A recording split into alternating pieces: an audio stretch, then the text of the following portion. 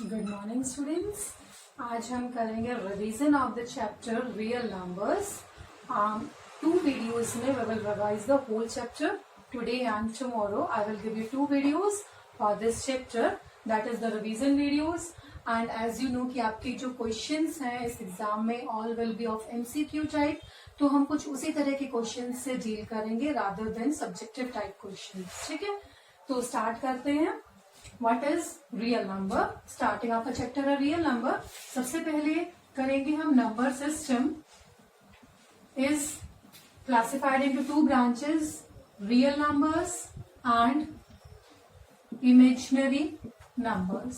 ठीक है, तो यहां से क्वेश्चन बनता है आपका। फॉर एग्जाम्पल आपको दे दिया -√27, तो क्या ये रियल नंबर है? यस और नो। नेगेटिव का हम रूट नहीं निकाल सकते नेगेटिव नंबर का, therefore it is not a real number, it is an imaginary number. ठीक है, पर आपको दे दिया है रियल नंबर में क्या 2/3 एक रियल नंबर है, या -2 एक रियल नंबर है, या पाई एक रियल नंबर है। तो रियल नंबर की फर्दर क्लासिफिकेशंस हैं हमारी रेशनल एंड इररेशनल। तो जो पाई है वो इरेशनल नंबर से बिलोंग करता है। ठीक है, तो रेशनल नंबर्स क्या होते हैं? जो p/q की फॉर्म में होते हैं where q is not equal to 0। और irrational numbers are those numbers जिनको हम p/q की फॉर्म में नहीं लिख सकते हैं। फॉर एग्जाम्पल पाई हो गया, √2 हो गया, √3 हो गया, ये सब हमने डिस्कस किया था ना। तो रेशनल नंबर्स होते हैं p/q की फॉर्म के। ये नेगेटिव भी हो सकते हैं एंड पॉजिटिव भी। फॉर एग्जाम्पल 2/3 है, -4/5 है, तो ये आपके रेशनल नंबर्स हैं। रेशनल नंबर फर्दर होते हैं इंटीजर्स एंड फ्रैक्शंस। इंटीजर्स आपको सबको पता ही है, positive integer, negative integer and zero. Number line पे जो हमारे पॉजिटिव इंटीजर होते हैं, नेगेटिव होते हैं और जीरो होते हैं, तो ये सब आपके इंटीजर्स की कैटेगरी में लाई करते हैं। ये भी रेशनल नंबर है। क्यों है? क्योंकि मान लो मैंने 2 दे दिया, नीचे 1 लगाया, rational number. I am writing 0, तो नीचे 1 लगाया, this is also a rational number. अगर मैं लिख रही हूँ -2, नीचे 1 लगा के, this is also a rational number. तो ऑल द इंटीजर्स, चाहे वो पॉजिटिव चाहे नेगेटिव हो चाहे वो 0 हो, आर रेशनल नंबर्स। ठीक है, उसके बाद आता है फ्रैक्शंस। -2/3 लिखो या 4/5 लिखो, कुछ भी आप फ्रैक्शन लिख सकते हैं, that will be a rational number. But अगर मैंने लिखा है 4/0, this is not a rational number. Denominator में 0 नहीं होना चाहिए। अगर मैं 0/4 लिख रही हूँ, this is a rational number. ठीक है, उसके बाद आपके आते हैं इंटीजर्स, पॉजिटिव, नेगेटिव एंड 0।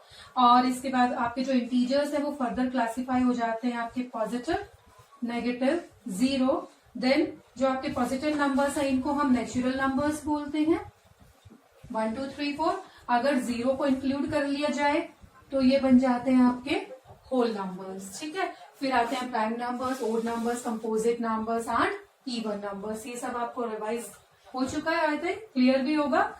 एक इसमें हमारे डेसिमल्स रह गए हैं। फॉर एग्जाम्पल अगर मैं लिख रही हूँ 2.6, तो क्या ये रेशनल नंबर है? येस और no? Yes, it is a rational number because it can be written as 26/10। ठीक है, और अगर मैं लिखती हूँ 4.3 बार, क्या ये रेशनल नंबर है? यस, क्योंकि हम इसको p/q की फॉर्म में चेंज कर सकते हैं। जो बार वाले सम्स होते हैं, जो रिपीटिंग डेसिमल्स होते हैं, उनको हम p/q की फॉर्म में चेंज कर सकते हैं। तो ये कौन सा डेसिमल है? टर्मिनेटिंग। और ये कौन सा है? Repeating. Non terminating but repeating. तो ये सारे के सारे दोनों के दोनों हमारे रेशनल नंबर्स की कैटेगरी में लाई करते हैं। बट अगर मैं लिखती हूँ 4.223 एंड 1 समथिंग लाइक दैट, कि ना तो ये खत्म हो रहा है ना रिपीट हो रहा है, नॉन टर्मिनेटिंग, नॉन रिपीटिंग, ये हमारे इरेशनल नंबर्स होते हैं। फॉर एग्जाम्पल √2 होता है 1.414 एंड सो ऑन। इसकी वैल्यू होती है 1.732, इसकी चलती रहती है 3.14 एंड सो ऑन। मतलब ये ना तो खत्म होते हैं और ना ही रिपीट होती हैं इनके डिजिट्स, तो दे आर इरेशनल नंबर्स। तो आप कैटेगराइज कर सकते हैं। अगर आपको कोई भी एमसीक्यू में क्वेश्चन आ जाए तो ये रेशनल नंबर है या नहीं है, ये इरेशनल नंबर है, कौन सा नंबर है, you can easily categorize. Now coming to the next part, जो हमारे इवन नंबर्स होते हैं वो किस फॉर्म के होते हैं, आपके पास एक्सरसाइज में है जैसे all the numbers can be four, जैसे जो हमारा कोई भी नंबर है a is equal to B Q plus R, ये आपका यूक्लिड्स डिवीजन लेमा होता है। यहाँ पे a और b दोनों क्या होते हैं, पॉजिटिव नंबर्स होते हैं, q हमारा क्वोशिएंट होता है, r हमारा रिमाइंडर होता है। अगर हम डिवाइड करते हैं a को b से, क्वोशिएंट आता है q, रिमाइंडर आता है r, ठीक है। और जो रिमाइंडर होता है, इसके ऊपर क्या क्वेश्चन बनता है, जो रिमाइंडर होता है आपका वो हमेशा 0 से बड़ा होएगा या 0 के इक्वल होएगा, या तो 0 आएगा रिमाइंडर या 0 से बड़ा कुछ भी आएगा, और इस b से वो छोटा होता है। मतलब अगर मैं यहाँ 3 रख रही हूँ, 3 से अगर मैं किसी नंबर को डिवाइड कर रही हूँ तो रिमाइंडर आपका या तो 0 आएगा या 1 आएगा या 2 आएगा, 3 नहीं आ सकता।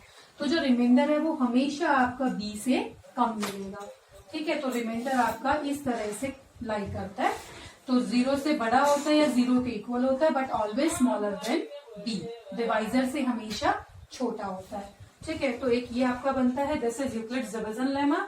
इसमें मैंने डिफरेंट चीजें बता दी है, a क्या होता है, b क्या होता है, r क्या होता है और r कहाँ लाई करता है, ठीक है। उसके बाद हम करेंगे इवन इंटीजर जो होता है, इसमें हमें शो करना होता है इवन इंटीजर। तो इवन इंटीजर किस फॉर्म का होता है, 2m की फॉर्म का, 2 इंटू समथिंग की फॉर्म का। और अगर मैं लिख रही हूँ 2m-1, तो ये क्या है, ऑड इंटीजर, मतलब इवन में से -1 कर दिया। मेरे पास कोई इवन इंटीजर है, 2m मैंने बताया ना इवन है, फॉर एग्जाम्पल मेरे पास 8 है, 8 में से 1 गया तो वो ऑड हो गया। अच्छा, मैंने 2m क्यों लिखा था इवन है, क्योंकि किसी भी नंबर को अगर 2 से मल्टीप्लाई किया जाता है तो वो अपने आप इवन बन जाता है। अगर मैं खाली m लिखती हूँ तो ये तो इवन और दोनों हो सकता है, 1 2 3 4 कुछ भी, बट 2 से मल्टीप्लाई करने के बाद हमेशा वो इवन आएगा। 2 1 जा 2, 2 की टेबल में जितने भी आएंगे वो इवन होते हैं। तो अगर मैं इवन नंबर में से कुछ माइनस कर दूं या +1 कर दूं तो वो क्या हो जाएंगे, ऑड। तो अगर इस टाइप के नंबर दिए हुए हैं तो वो हमेशा ऑड कैटेगरी में लाई करेंगे, ये नंबर कहाँ लाई करेगा, इवन कैटेगरी में, ठीक है। इसके बाद हम करते हैं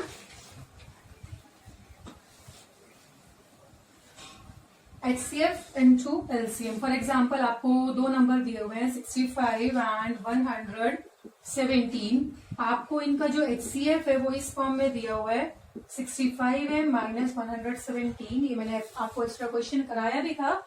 if the HCF of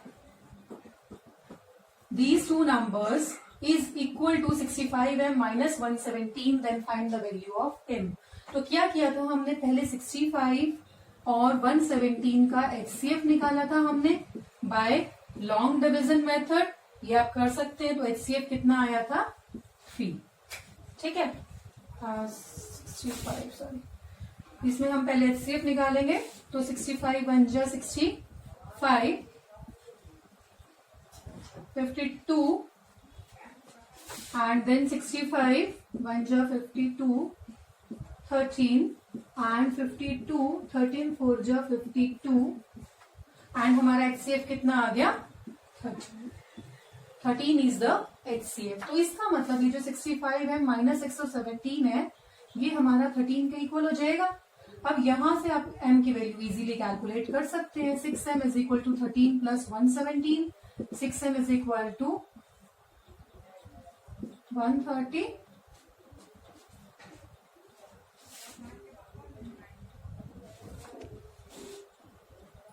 sir ये 65 है आपका, तो 65m is equal to 130 and m is equal to 130 by 65, that is 2, ठीक है। तो m की वैल्यू आ गई आपकी 2। आई थिंक ये क्लियर हो गया होगा। इसके बाद हम करते हैं HCF and LCM of some numbers. For example अगर आपको एक नंबर दिया हुआ है p a² b की फॉर्म का एंड Q दिया हुआ है 9a³ b² c, और आपको बोला है कि इसका हमें HCF भी चाहिए, find the HCF of p and Q। तो HCF क्या होता है, हाईएस्ट कॉमन फैक्टर, ठीक है। हाईएस्ट कॉमन फैक्टर कैसे निकालते हैं, इसको हम सिंपल फॉर्म में लिखते हैं, प्राइम फैक्टराइजेशन की फॉर्म में। ये हो गया। अगर मैं इसको लिखूं तो 3 3 जा 9, a³ का मतलब a इंटू a, b² का मतलब b into b and c। I am right. उसके बाद HCF कैसे निकालते हैं, इनके कॉमन फैक्टर्स। 3 कॉमन है, a कॉमन है, this a is also common and this b is common, ठीक है। तो HCF क्या आया आपका 3a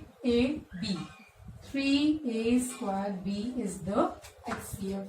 और अगर मुझे LCM पूछा जाए तो क्या होता है, जो हमने पेयरिंग किया है ना उसमें से तो एक एक ही लेना होता है, मतलब एज इट इज ये लेना है। इस पेयर में से 3 ले लिया, इस पेयर में से A ले लिया, इस पेयर में से A, इसमें से B, उसके बाद जो हमारा बच रहा है 3ABC उसको हमें एज इट इज लेना है, 3AB एंड C। तो मेरा LCM आ गया 3 3 9, A की power 3 B square and C, ठीक है। ये निकालना आ गया how we will calculate the HCF and LCM। अच्छा, बेसिकली इसमें क्या होता है, HCF में ना दोनों में से जिसकी पावर छोटी होती है, A स्क्वायर और A क्यूब में से छोटी पावर 2 है तो वो लेना है। B की पावर 1 है, यहाँ 2 है तो B की पावर 1 ले ली। C की पावर यहाँ है ही नहीं, यहाँ 1 है तो C हमने नहीं लिया। LCM में क्या होता है, जो पावर्स होती है वो बड़े वाली लेनी है, A square and A cube में से बड़े वाली, B एंड B स्क्वायर में से B स्क्वायर बड़े वाला। C की पावर 0 है यहाँ पे एक तरह से, C की पावर 1 है तो C की पावर 1, ठीक है। नहीं तो आप ऐसे कैलकुलेट कर सकते हैं। This is the HCF and this is the LCM of these numbers. उसके बाद आता है आपका HCF इंटू LCM की जो प्रॉपर्टी है उसके ऊपर बेस्ड क्वेश्चन आ सकते हैं।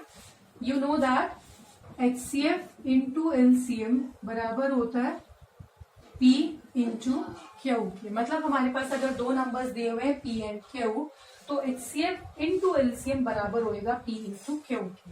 फॉर एग्जाम्पल 15 और 20 दो नंबर्स हैं, इनका HCF क्या होएगा, हाईएस्ट कॉमन फैक्टर। 15 का देखिए आप 3 5 लिखेंगे, 20 को लिखेंगे 2 इंटू 2, 2 2 4 एंड 5 20। तो कॉमन फैक्टर कौन सा हुआ 5, तो HCF इज 5। LCM कैसे निकालेंगे, पेयर में से एक ले लिया, दिस इज 3, 2 इंटू 2, तो 5 3 15, 2 30, 32 60। LCM कितना आ गया हमारा 60। तो पुट करके देखते हैं HCF इंटू LCM बराबर होना चाहिए 15 इंटू 20 के 300, hence verified.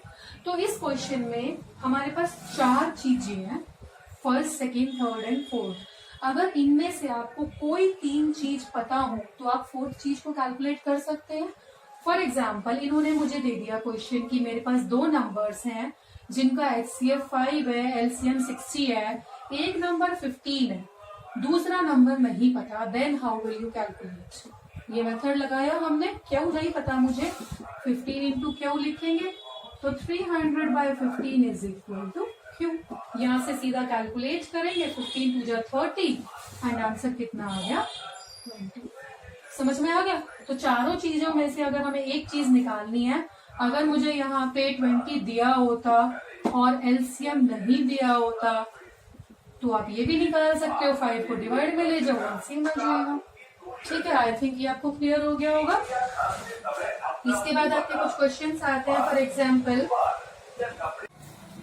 For example question आएगा, क्या 6 की पावर n एंड विद 0 और नॉट, कैन एंड विद 0 और नॉट, 6 की पावर n या 8 की पावर n। अब देखो किसी नंबर के लास्ट में मुझे अगर 0 चाहिए तो मतलब 10, 100, 1000, 10 की पावर होता है ना, वो 10 की पावर 1, 10 की पावर 2, 10 की पावर होती है। तो अगर मुझे 10 चाहिए लास्ट में तो मुझे क्या चाहिए, 2 5 जा 10। 10 के प्राइम फैक्टर्स में क्या आता है 2 एंड 5। तो अगर 6 के प्राइम फैक्टर्स में 2 और 5 आता है तभी मुझे 10 मिलेगा। तो हम 6 के प्राइम फैक्टर्स देखेंगे, 3 2 जा 6 एंड पावर n। 5 तो नहीं आया तो 0 आएगी ही नहीं, तो what you will write, no. 8 की पावर n देखते हैं, 2 इंटू 2 इंटू 2 पावर n, इसमें भी 5 नहीं है तो बिना 5 के तो 0 आएगा ही नहीं। अगर मुझे दिया हुआ है 25 की पावर n तो ये होएगा 5 इंटू 5 की पावर n। अब इसमें 5 आ गया बट 2 नहीं है तो इसका मतलब इसमें भी मुझे 0 नहीं मिलेगा। अगर मुझे दिया हुआ है 30 की पावर n तो इसमें तो लास्ट में वैसे दिख ही रहा है 0 है, और नहीं तो 3 इंटू 2, 2 इंटू 5 आ गया, सो यस। समझ में आ गया, इसमें भी नो आएगा, इसमें भी नो आएगा। क्लियर हो गया। इसके बाद आता है आपका कोई नंबर कंपोजिट है या नहीं है, वो आपको शो करना है। For example 17 into 13 into 12 minus 17 into 4, क्या ये नंबर कंपोजिट है? अब कंपोजिट नंबर क्या होता है? जिसके मोर देन 2 फैक्टर्स होते हैं, ठीक है। अब अगर मैं 17, ये जो माइनस है ना, ये इस क्वेश्चन को 2 पार्ट्स में डिवाइड कर रहा है, इस एक्सप्रेशन को। इसमें 17 कॉमन दिख रहा है मुझे इस पार्ट में और इस पार्ट में। फर्स्ट पार्ट में बचा 13 इंटू 12 माइनस 4, ठीक है। तो ये जो नंबर बनेगा हमारा 17 इंटू समथिंग बनेगा। इसको सॉल्व करके मैं यहाँ लिखूंगी 17 इंटू समथिंग। मतलब ये जो नंबर है इसके फैक्टर्स कितने हुए? एक तो वो नंबर खुद, एक नंबर 1 होता है सबका फैक्टर, एक द नंबर इटसेल्फ, ये तो सबके होते हैं। और ये 17 इंटू समथिंग है, इसका मतलब 17 भी इसका एक फैक्टर है। तो 2 से ज्यादा फैक्टर हो गए, इसका मतलब ये कैसा नंबर है? Composite number. समझ में आ गया। तो जो क्वेश्चन दिया होता है उसमें से हमें कुछ फैक्टर कॉमन लेके दिखाना होता है। For example 5 into 4 into 3 minus 2 into 3 into 5 plus 5 into 1, या सिंपल 5 दिया हुआ है।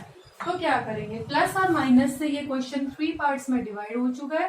तीनों पार्ट्स में से हम 5 कॉमन ले सकते हैं। यहाँ बचा 4 इंटू 3 माइनस 2 इंटू 3 प्लस 5 1 जा 5। तो 5 इंटू 4 3 जा 12 माइनस 3 2 जा 6 plus 1, 5 into 12 plus 1 13 minus 6, 5 into 7, ठीक है।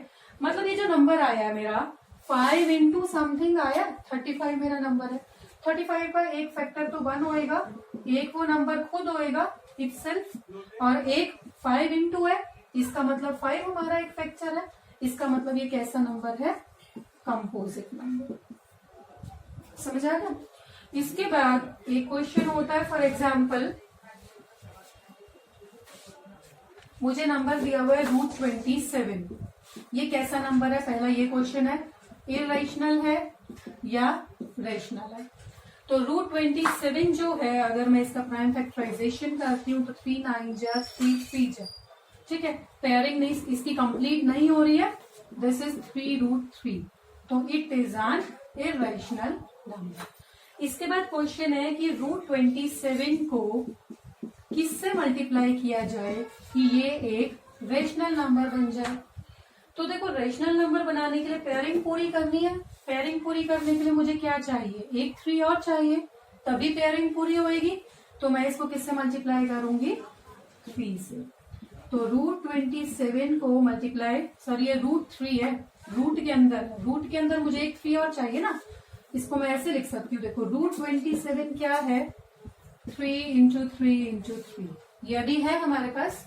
अगर मैं इसको √3 से और मल्टीप्लाई कर दूं तो 4 3 हो जाएंगे रूट के अंदर, और सिंपल पेयरिंग हो जाएगी। तो मुझे किससे मल्टीप्लाई करना पड़ेगा इसको?